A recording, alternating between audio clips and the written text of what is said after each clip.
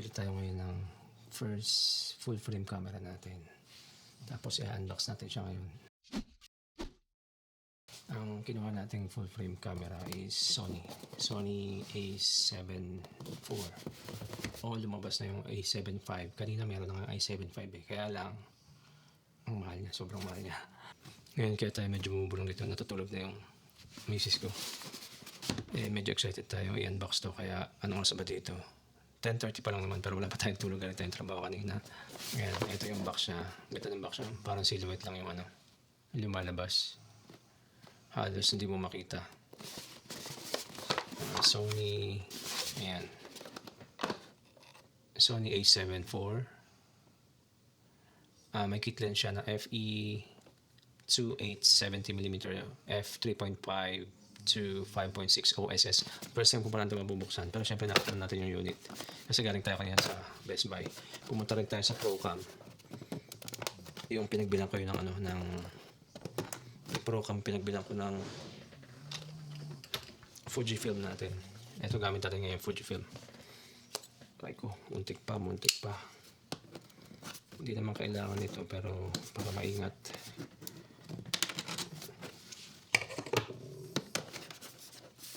Ayan na. Meron siyang logo ng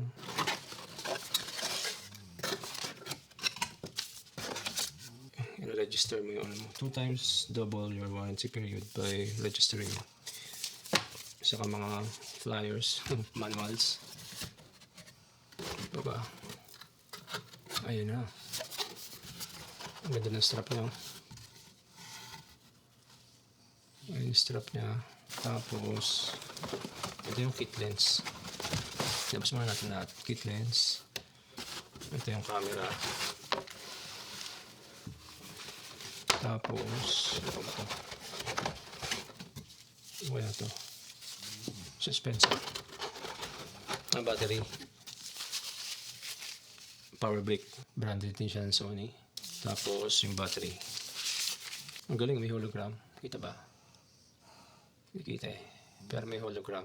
NPFZ100. Umorder na rin tayo nito ng dummy battery para kung nagpi-film tayo, di tayo charge. Kagaya nito, nalobat itong Fujifilm natin, butil lang, 3 yung battery natin. Yung nga lang, charge tayo ng charge. Kaya ang problema, paano pag walang lahat ng battery natin na empty? Kaya ito ngayon, nagcha-charge tayo. Ito, kita ba? Dilim ako kasi yung background eh. Charge tayo ngayon. Tapos pati ito, in-order na rin natin ng dummy battery. Ito yung, wow, yung lens. Pero kit lens lang naman to, hindi to kawawaw masyado. Saka na tayo bibili ng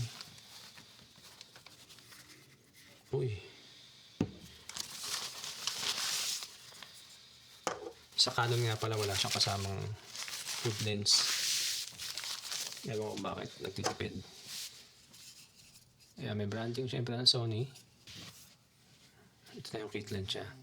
Kit lens siya is FE3.5 to 5.6 28 to 70mm. Ito yung OSS niya. Optical. Ito ba? Optical steady shot. Yan. E-mount. Siyempre E-mount ang mga Sony. Kasi yung Fujifilm is X-mount. X-mount siya. Maliit lang siya. Ano yung filter thread niya? Filter thread niya is 55mm. Yan. Ang alam ko nasa 400 yata to. Hindi ako nagkakamali nung sinerch ko sa Amazon. Pero syempre pag ginawa mo as kit, mas mura yata eh. Made in Thailand.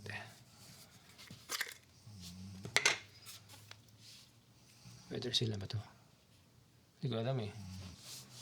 Tapos syempre ito na ang ating camera. Yan. Pogi. Hindi to yung latest kasi lumabas na yung mas bago dito, yung A7 V. Ito, A7 IV. A7 IV siya. Ayan. At saka pinapakita dito para sa taas. A7 IV. Asan yung branding niya? A7 lang nakalagay dito eh. Dito. Ito yung niya. Model number. A7 IV. Ang camera na to, parang 4 years old na to eh. Lumabas siya noong 2021, December 2021 kung di ako nagkakamali. Tapos, sinundan na nila ng release ulit nitong December. Kakalabas lang yata nitong December yung bagong A7 V. Ito yung mga buttons niya. Dito walang buttons. Siyempre yung electronic viewfinder. Ewan ko kung ano itong C1 na to. Ayan yung mga buttons siya. Hindi ko na babasahin dahil hindi pa natin kabisado.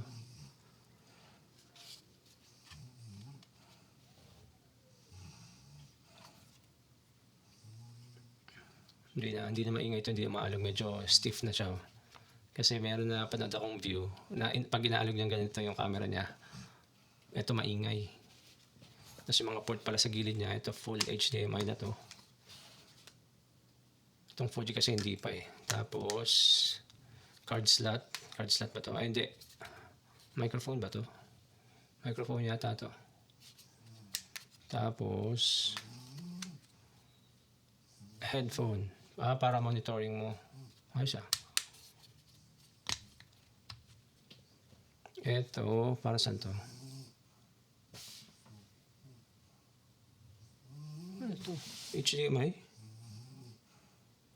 Parang, hindi ko pa kabisado eh. Ito, USB-C. Ito parang mini HDMI eh. Multi ba nakalagay? Laban na naman natin eh. Dito pala yung nalagyan niya ng memory card. Open, slide mo lang pababa. Slide mo pababa tapos slide mo sa kaliwa. Ayan. Ang slot niya, hindi ko pa kabisado pero kung hindi ako nagkakamali, dalawa ng micro SD. Tapos yung XF, ang tawag doon, CF Express pala. Ito yung slot 1 saka slot 2. Slot 1, slot 2.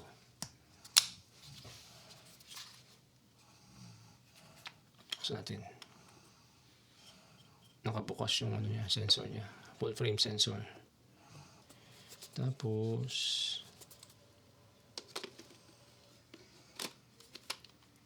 oops. Hindi marunong.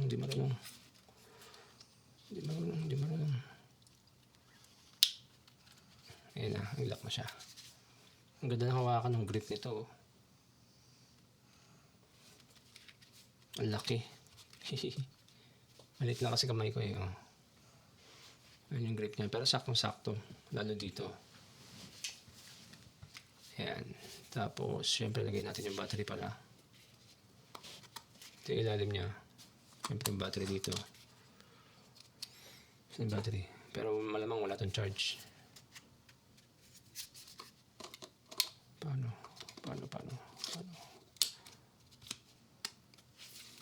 Wala itong charge malamang. Uy, meron charge. Kita ba? English. I understand. Set a creator. You can perform initial camera settings with your smartphone. Let's start using Creator app. Set a creators app. Set. Okay, initial. Set natin. Set. Tapos, awaiting connection from Creators app. Kaya lang malalobat ako. Connect the camera through Creators app. Balta ko kayo kung anong itsura ng full frame camera kasi ngayon lang tayo makagamit ng full frame. Gagamit natin yung phone natin. Nagre-record din lang yata tayo doon. Babalikan ko kayo. I-install lang natin tong app na to kasi kailangan yata tapos sa-charge na rin natin. Sakto, gabi dito. Matatesting natin yung advantage ng isang full frame camera sa low light. Okay, yun lang. Salamat.